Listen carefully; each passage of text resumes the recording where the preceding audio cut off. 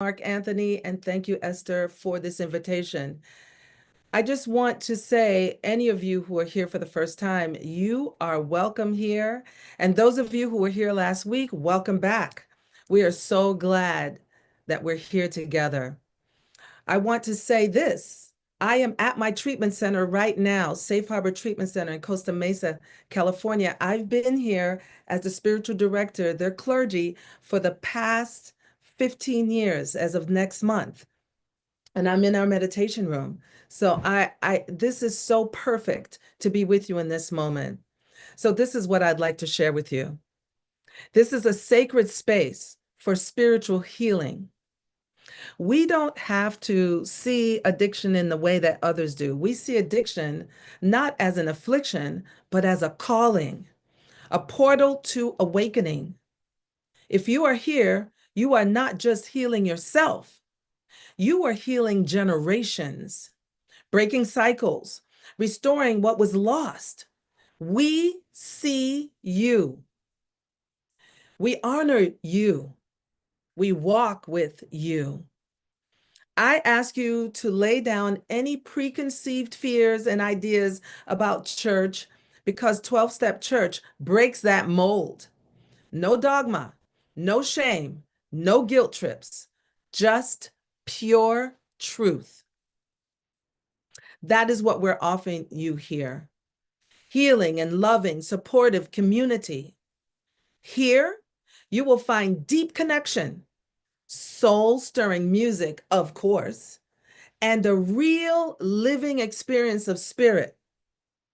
The fundamental spiritual principles, power, and wisdom of the 12 steps, coupled with other transformational teachings, are taught and deepened right here, directing and guiding us into spiritual oneness, emotional freedom, and divine right action. The 12 steps gives us the power to let go and let God. And by the way, I have done those 12 steps, guided through by Esther Nicholson's.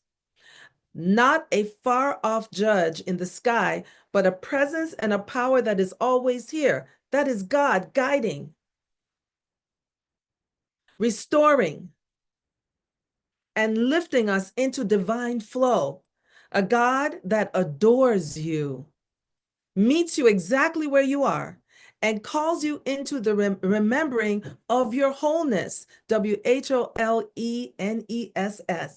your spiritual perfection and your unlimited growth with your unlimited worth. Tonight, our theme is half surrender syndrome and how to break free. How to break free. And our musical inspiration is brought to us by beloved Jesse Hughes. Whether you've been in recovery for days or decades, or you're simply seeking deep freedom and healing, you are welcome here. And now I am thrilled to introduce our musical inspiration, the one, the only, the beloved Jesse Hughes. Peace and love. Thank you so much, Rev Arlene.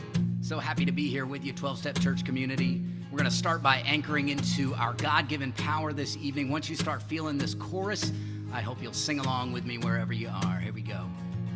If you want it, you can have it. All you got to do is reach out and grab it. If you want it, you can have it. All you got to do is just reach right out and grab it. Step on up, step into your power. Step on up, step into your power, child. Step on up, step into your power. Step on up, step into your power, child. Now listen up. All you need, you already own. It was given to you on the day that you were born.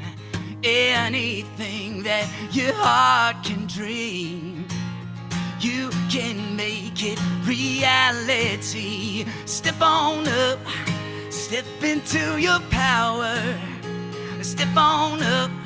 Step into your power, child. Step on up. Step into your power. Just step on up. Step into your power, child, yeah.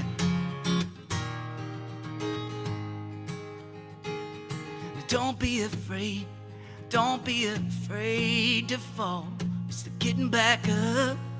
It's gonna make you strong. Yeah. God only made one like you. So come on, baby. Just do what you were born to do. Step on up. Step into your power. Step on up. Step into your power, child. Step on up. Step into your power. Step on up. Step into your power, child. Sing it. Step on up. Step into your power. Step on up. Step into your power, child. Step on up. Step into your power. Step on up. Step into your power, child. Step on up.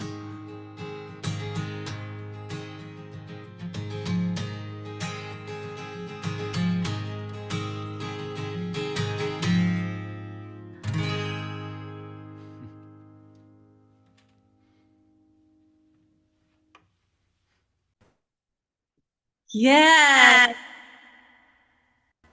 Yes, Jesse. Yes, God. Yes. Step into our power.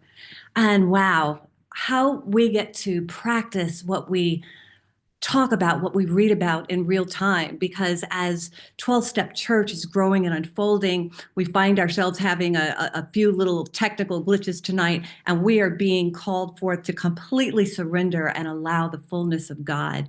And what a wonderful thing. So welcome, welcome, welcome to 12-Step Church. I am so honored to be co-founder. We are honored and so grateful that you are here with us. And I just want to make sure that I'm off of mute and that everyone can hear me. And that appears to be working, and that's awesome. So we are now getting into the flow. We are honored and so grateful that you're here with us. Thank you, Reverend Arlene, for being our host tonight, and Jesse Hughes for being our amazing musical inspiration. And a special shout out to my co-founder, Mark Anthony Lord, as our speaker for this evening's service. The reading this evening is taken from pages 62 and 63 of the Big Book of Alcoholics Anonymous. It's a reading that speaks deeply to our theme tonight, half-surrender syndrome, the trap that keeps you stuck. The reading is as follows, and I invite you to just take a deep breath with me as you just take this reading in. It starts with, this is the how and why of it. First of all, we had to quit playing God. It didn't work. Next, we decided that hereafter in this drama of life, God was going to be our director. He is the principal, we are his agents. He is the father, and we are his children. Most good ideas are simple, and this concept was the keystone of a new and triumphant arc through which we passed to freedom. It goes on to say, when we sincerely took such a position, all sorts of remarkable things followed. We had a new employer. Being all powerful, he provided what we needed if we kept close to him and performed his work well. Established on such a footing, we became less and less interested in ourselves and our little plans and designs. And more we became interested in seeing what we could contribute to life. As we felt new power flow in, as we enjoyed peace of mind, as we discovered we could face life successfully, as we became conscious of his presence, we began to lose our fear of today, tomorrow, or the hereafter. we were reborn. Now, as we take in these words, do not get caught by the traditional reference of God as he or she or father, but look to God as a genderless presence and power, spirit, source, life that is the very beingness of yourself. It is within you. It is indeed you. It is called by many names, but you get to call it whatever you desire, yet no matter what you choose to call it, know that it is a power greater than the limited version that you may have held about yourself or any aspect of self that you have become familiar with. It is a power greater than yourself, yet it is yourself and it is within you. The reading continues as follows. It says, we are now at step 3. And again, do not get caught by the words of thee or thou or him or any of that, but just be clear about your intention, about your willingness to be willing, to be willing, to be willing to let go into something so beyond your human concept, your human perception that can do for you what you've never been able to do for yourself. So again, I invite you to take a breath. As you just take in this 3rd step prayer, it said, many of us said to our Maker as we understood him, God, I offer myself to thee, to build with me and to do with me as thou wilt. Relieve me of the bondage of self, that I may better do thy will. Take away my difficulties, that victory over them may bear witness to those I would help of thy power, thy love, and thy way of life. May I do thy will always. It goes on to say, we thought well before taking the step, making sure we were ready, that we could at last abandon ourselves utterly to God. So, my friends, I invite you now, as we go into meditation, I invite you to just grab your wrist, which is an acupuncture point. I invite you to inhale deeply and to exhale into the peace that passeth human understanding. I invite you to inhale again and exhale into this now moment. As we take this time for contemplation and meditation, I invite you to bring into your awareness people, places, and conditions that you have resistance to, that you're trying to control, that you're trying to figure out, that you're trying to fix, you're trying to do it, you're trying to hold on to. Take a breath, let go. Think about the addictive habits and patterns you just haven't been able to completely let go of. As you think about them, you think about them without shame or blame. Just how hard you've been working to try to control it. Take a breath.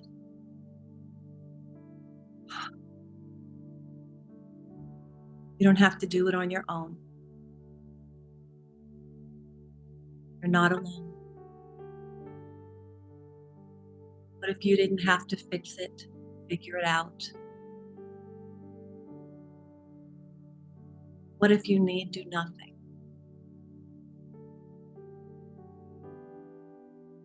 Contemplate the power within you that loves you as if you were the most precious being ever.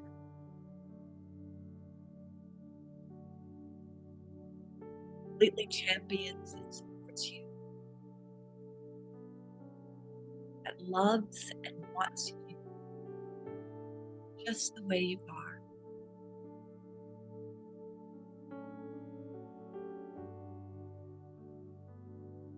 Feel into this presence and power that wants to thrive as you.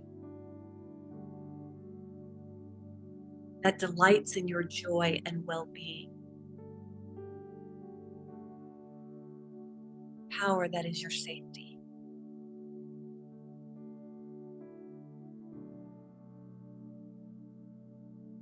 I invite you to bring your attention to that space right beneath your heartbeat.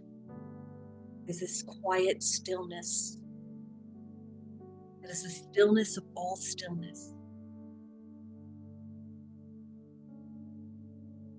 Just repeat after me as you're placing your attention on that place.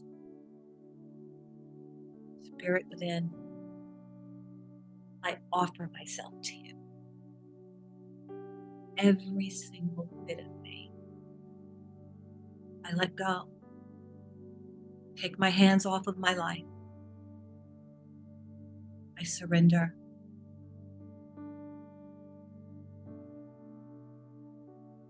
You are my safety. I am safe. I am safe. I'm enough. I'm enough. I am safe.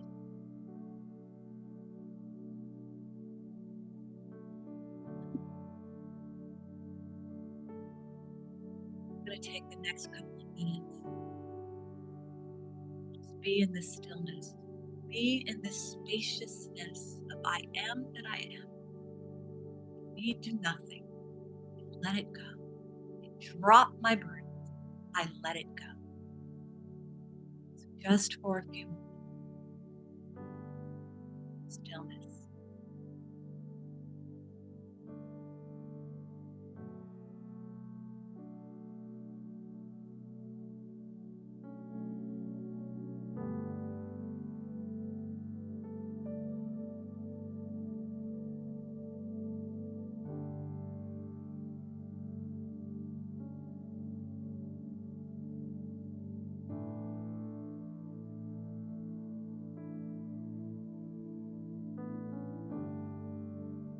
So now as we come to the conclusion of this meditation, I just speak my word.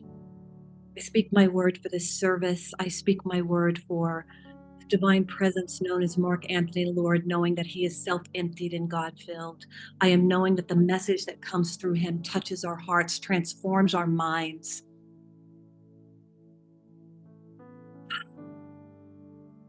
Allows us to just take that breath and make a decision.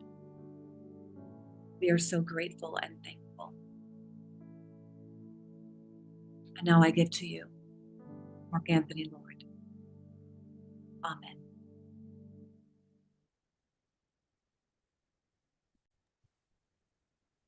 Thank you, Esther. Thank you so much. Hey, everybody.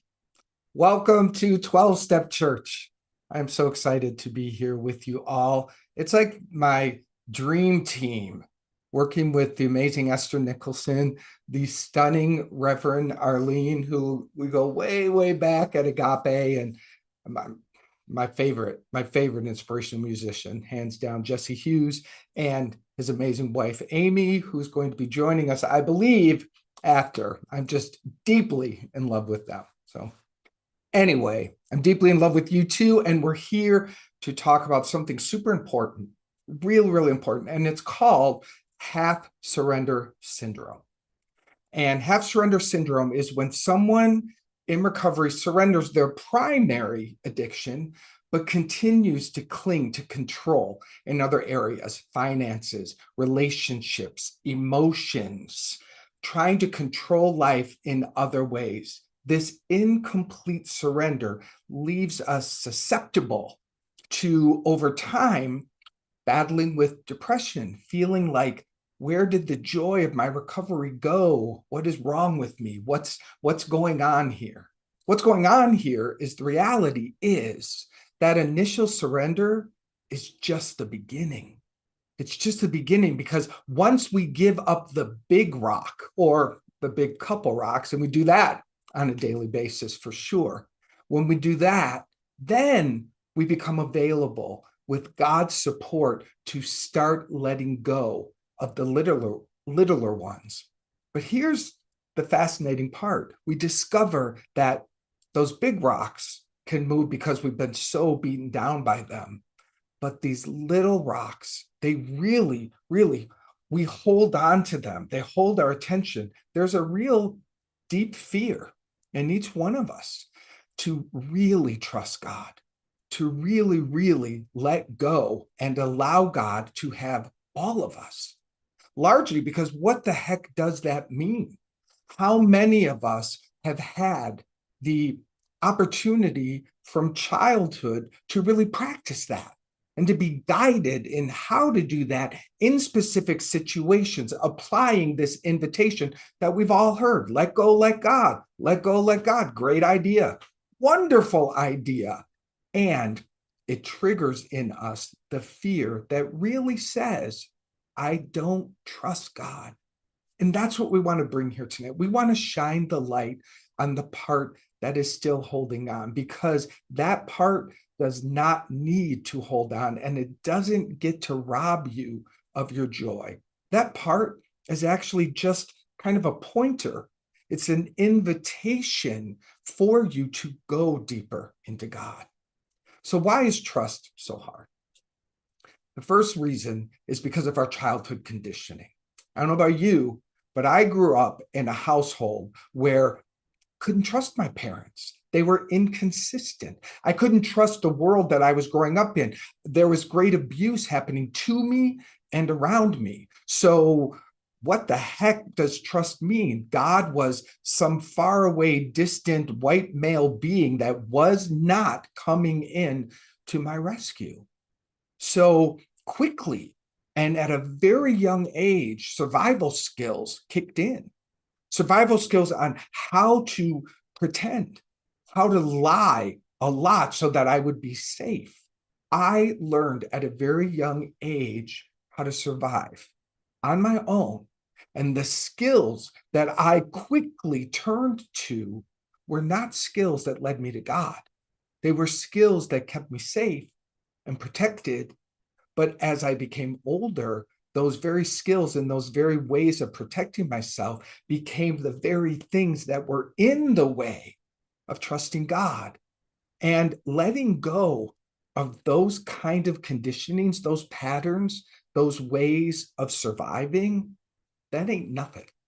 That is not nothing. Every one of us deserves such a warm hug of grace and patience for the ways that we did the very best we could. So full surrender for me, that was unsafe. That was unsafe. And there was no reliance upon God. There was self-reliance on this weak, feeble kid who was just getting by day. So that's a big deal. And that's what must be healed between me and my God. The other thing that had a profound impact on my ability to fully and completely trust the God of my being was the fear-based religion that I grew up in. The religion that I grew up in emphasized obedience. The religion I grew up in did not emphasize, unwavering, full surrender trust. It emphasized be good, act this way, do this, don't do that, and then maybe God will shine favor upon me and I'll be able to go through those pearly gates. The religion, in my experience, did not teach me full faith in God. It used the words, but I didn't see it in the lives of my parents and of their friends and the people in the church. And honestly, only from hindsight, I didn't see it in the priests and the nuns. I grew up in a Catholic church. In fact, my friends, this is how fascinating this is. I'm just having this memory. Sunday afternoons, Father Steve would come over to my house, and Father Steve and my parents and a couple friends would get blackout drunk. That was the priest that I grew up with. Bless his beautiful soul. Bless his beautiful soul. A lovely man who had the disease. A lovely man that did not know how to trust God was teaching people how to trust God. So the words weren't matching the energy and the actions. Can you relate to this? I'm not throwing anyone under the bus here. I'm pointing to the reason why we find ourselves in half surrender syndrome. We've been conditioned to not trust God. Then there's the cultural programming that we grew up in, the culture that celebrates fierce independence, the culture that says you did that by yourself. Wow, you're amazing. The culture that says if you have needs, you're weak. The culture that says don't have needs, don't have desires, don't show up broken, because that became an opportunity for someone else to attack. All of this childhood conditioning, day in, day out, a little bit here and a little bit there, begins to form these energetic walls that really, again, did serve to protect you as best they could, but now become the very things when your recovery, when your spiritual path calls to you and says, time to let go of those financial struggles that you keep finding yourself in. Time to really, really give me that relationship. This is God talking. Give me that relationship and let me have it. Let me decide how this shall unfold. Let me have all of you. Let me have all of you. That deserves a deep breath, and then another deep breath, and then another deep breath to even conceive. It's like, what does it mean to walk in a full surrender? You see, we need real humility. We need real humility, because I'm talking about conditioning that we're all head nodding to. I'm not mentioned yet the subconscious conditioning that you're unaware of, the conditioning of a pervasive field of guilt that runs most of us at such a deep level because we fear our relationship with God, because we fear we've done something wrong. Because the ego says you have separated yourself from God and now God is mad at you. This isn't conscious, my friends. This is in the unconscious realms.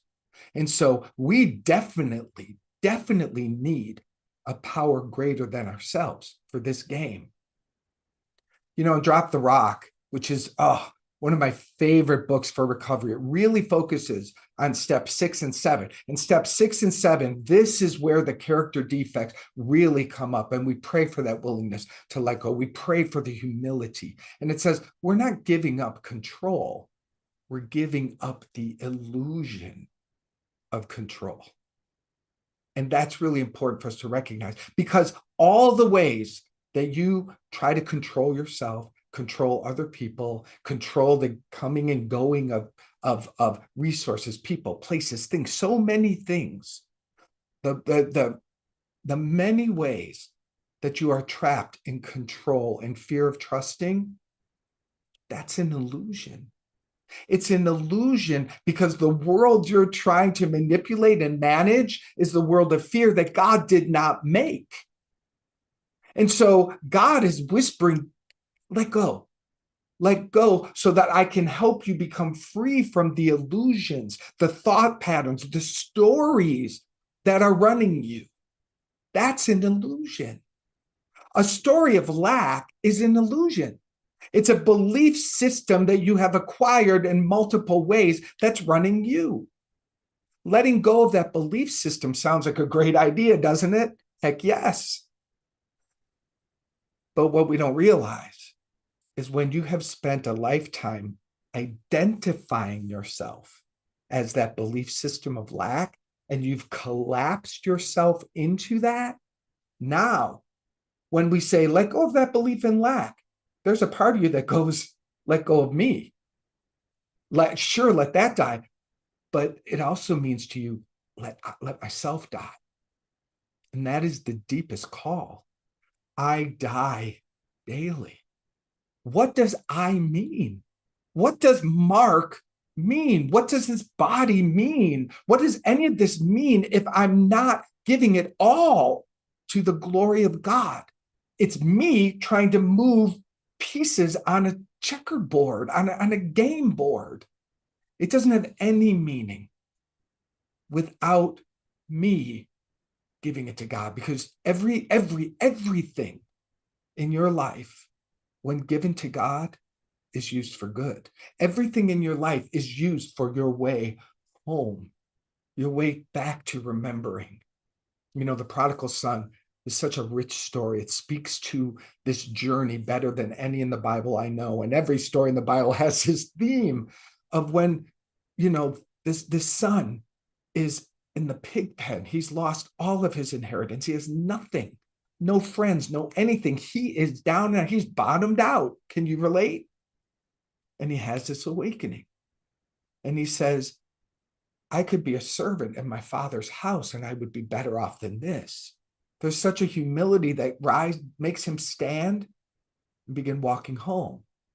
But the father in the story is the representation of the God of your being. And the God of this story runs out to greet the son, runs out. There's no shame, there's no blame, there's no attack. There's no way that God sees that. God just sees God's beloved child, God's beloved creation returning to the awareness of heaven and surrendering every false idea, belief, game plan, way of trying to make life happen, surrendering all of that so that that inherent perfection, the divine design within you, can rise up and do its magnificent work. You see, this is key. When we learn one breath at a time, sometimes, to surrender our game plan, our strategy, our everything to God, what we're really saying is let that divine design that knows where to go, knows what to say, knows how to draw its good to it, knows how to live and move and have a being way better than that little boy that I was that just did his best to survive. When the divine design that I am is allowed to take over, come on.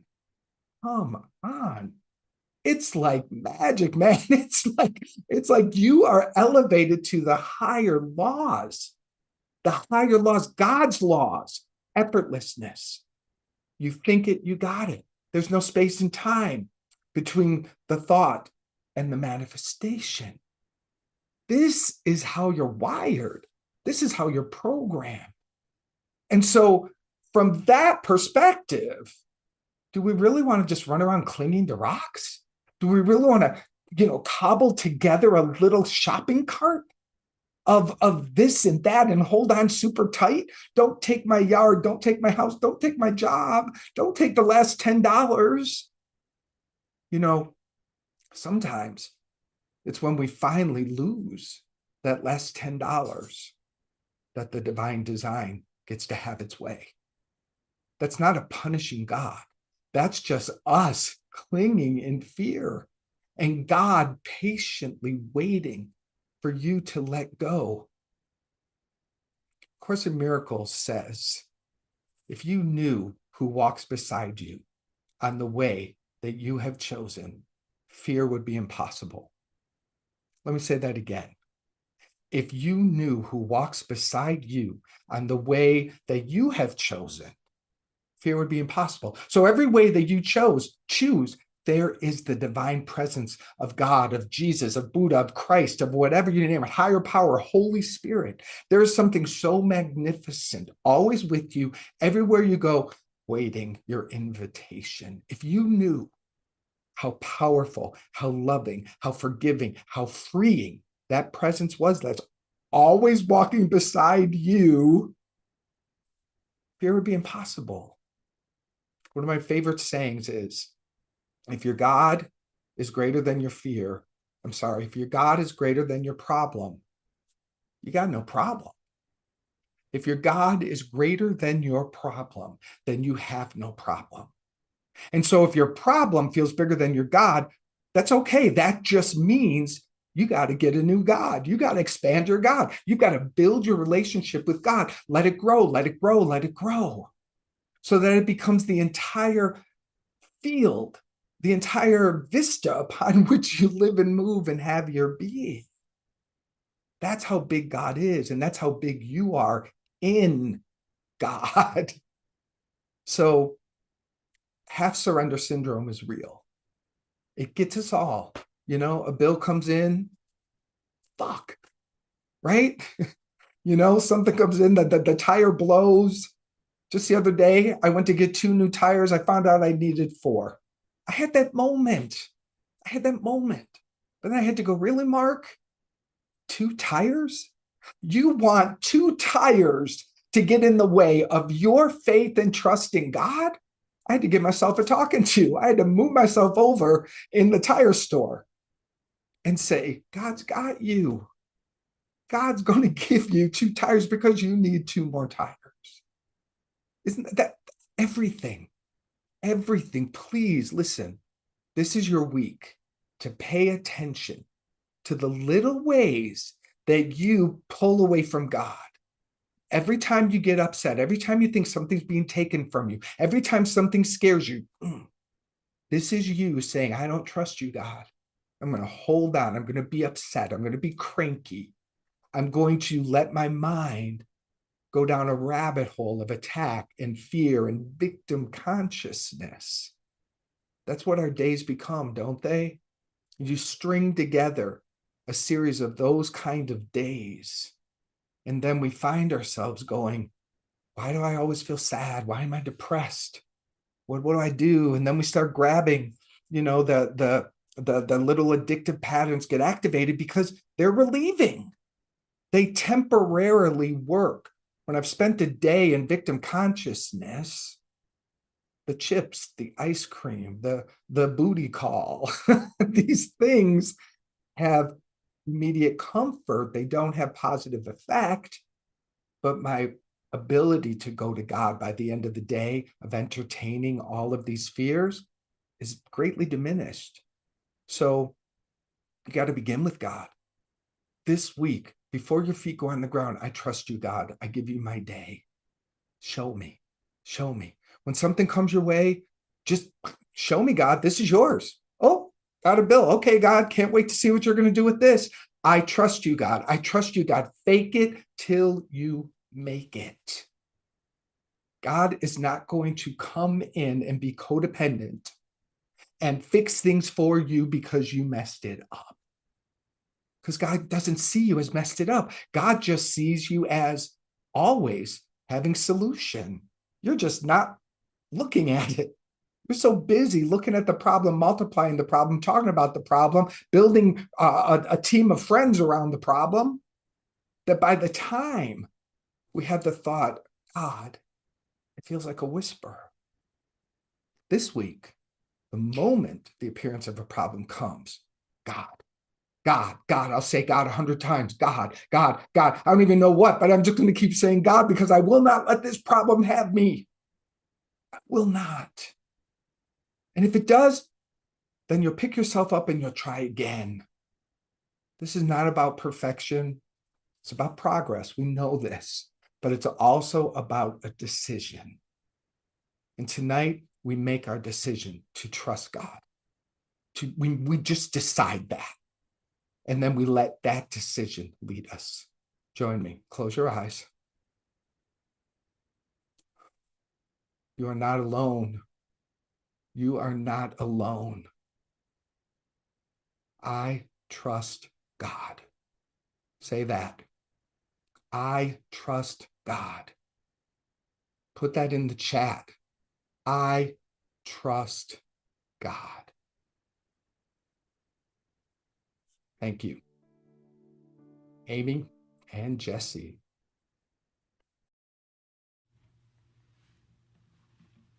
Hey, look who's here. Yay.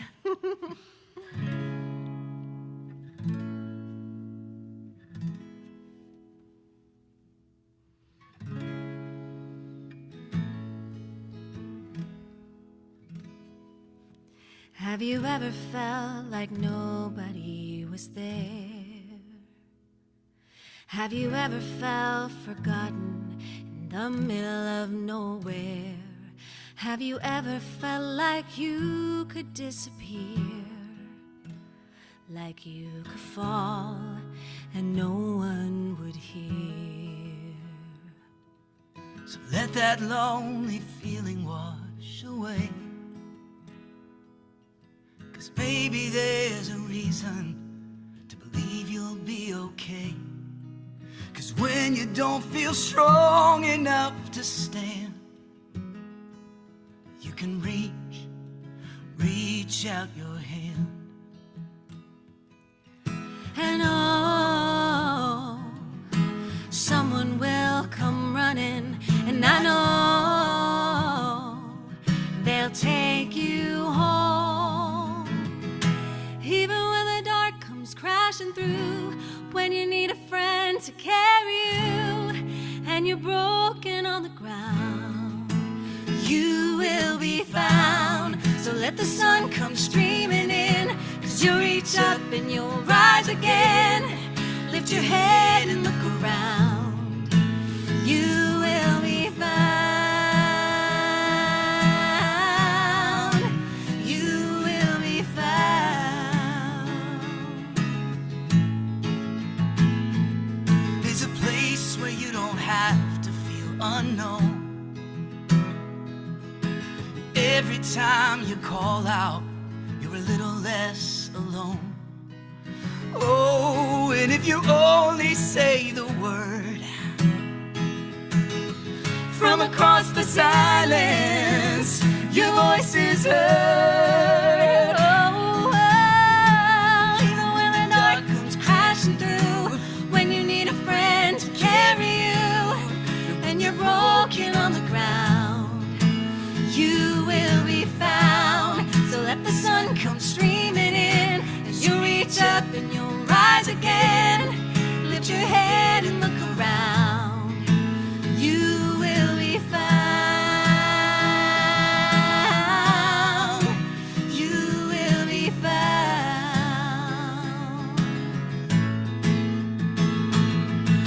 Out of the shadow, the morning is breaking, and all is new. All is new. It's filling up the empty. Suddenly I see that all is new. All is new. Even when the dark comes crashing through, When you need a friend to carry you, when you're broken on the ground, you will be found. So when the sun comes streaming in, you'll reach up and you'll rise again. Lift your head and look around. You will be found. You will be found. You will be found. You will be found. You will be found.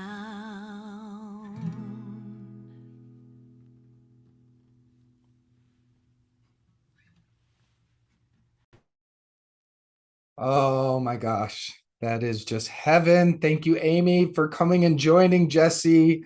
How amazing are they, right? Right? That song is You Will Be Found from Evan Hansen. And it's just perfect for tonight.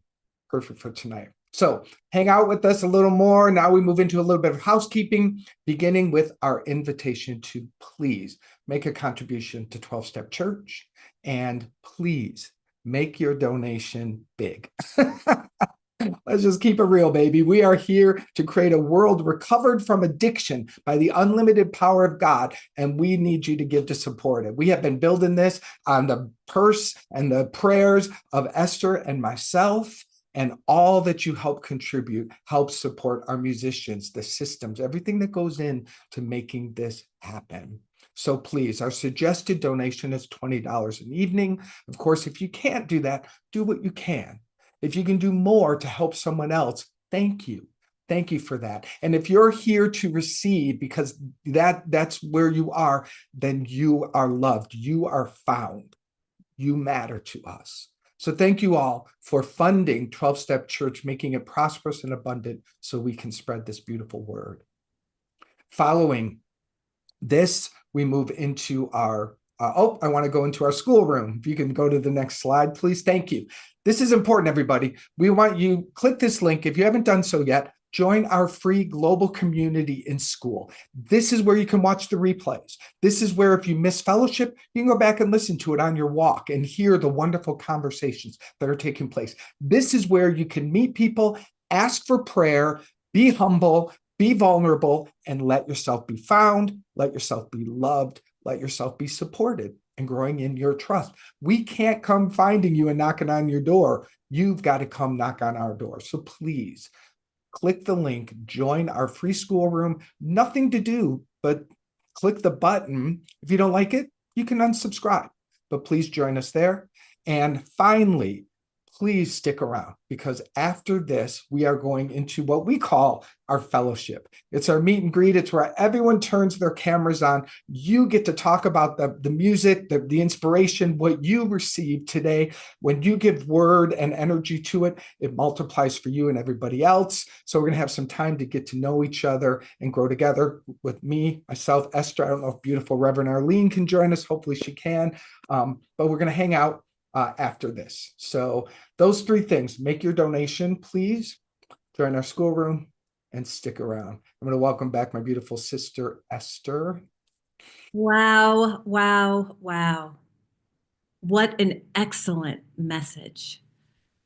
If you do not trust the God of your understanding, then it's time to get a new God or a new understanding. And we can completely surrender to this infinite presence and power. Thank you. Yes. That was just amazing. Thank you. Yeah, thank you. And how fun to have our beautiful Reverend Arlene with us. Oh my God. Oh my God. This has been my sister girl for over 30 years from Agape. We've been with each other when we've been on the ground and have prayed each other off of the ground. And that's what we do here is we pray each other. When I can't hold consciousness for myself, I come to Mark, I go to Arlene, I go to someone that can know the truth for me when I can't know it for myself. I got chills. I got chills because you are that to me. I know that for Reverend Arlene, there's other people here. Listen, people, you don't have this in your life. You got to stick around with 12-Step Church, because there's nothing like, and this is how I do it. This is how I do it. I can call my beautiful friend Esther and go, I fucked up. Yeah. I can start there. I can just start. I called you this week because I experienced a sudden death in my family. And all of my family crap came up in addition to my grieving. And I was feeling all excluded and left out. I'm going to tell you all the truth, the stuff that comes up for me. And I'm able to go to Mark and say, I feel like a little girl. And I'm scared and I'm angry and I'm sad and I'm grieving. And he's able to say, I understand and I see you, sweetheart. Now let me get you to God. Yeah. I understand your sadness. I understand where you are, but we're not going to pull over and park there, because there's a place that we can go to that can bring you home. And that's what we are here to do with each other, is to walk each other home. When scripture says, where I was blind, now I see. Where I was lost, now I am found. And we get to walk with each other to help us get found, to help us to see where we have been blinded by the world of illusion. And thank you, Mark. Thank you, Arlene. Thank you for all of my sisters and brothers who I get to do that for and who do that for me. Yes, we are in this love together. We're in this love together. And there is on the vine. All right, everybody. We're going to end here, but you're going to stick around. Take a quick break, 2 minutes, get some water, stretch, come back here. We're going to hang out in fellowship. We want to see you, love you, and pray for you. We'll be right back. 2 minutes.